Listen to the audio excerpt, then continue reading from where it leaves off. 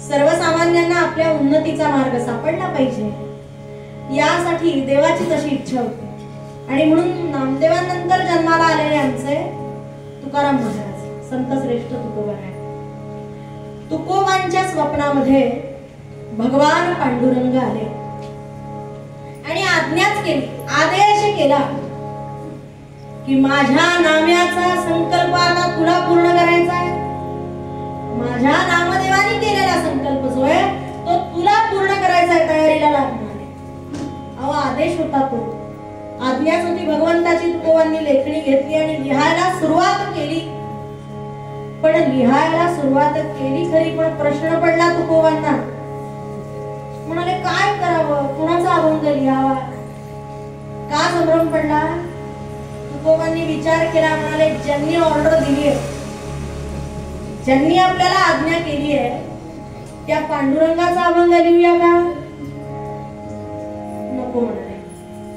आता पांडुरंगाचा अभंग लिहिला तर गणपती रागवतील, मंगलमूर्ती फुगून बसतील की म्हणतील काय रे, मला वंदन न करता साहित्याची निर्मिती केलीच कशी? बरं म्हणाले मंगलमूर्तींना जर वंदन करणारा अभंग लिहिला तर पांडुरंग रागवतील, म्हणतील आदेश माझा, आज्ञा माझी आणि पहिला अभंग त्याचा।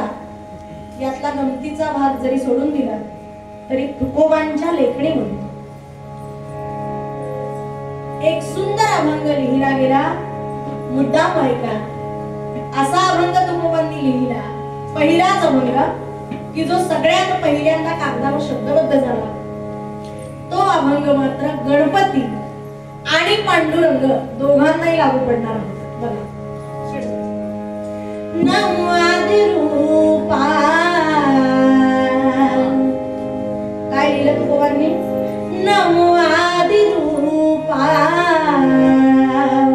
ओंकार स्वरूपा, नमो आदिरूपा ओंकार स्वरूपा,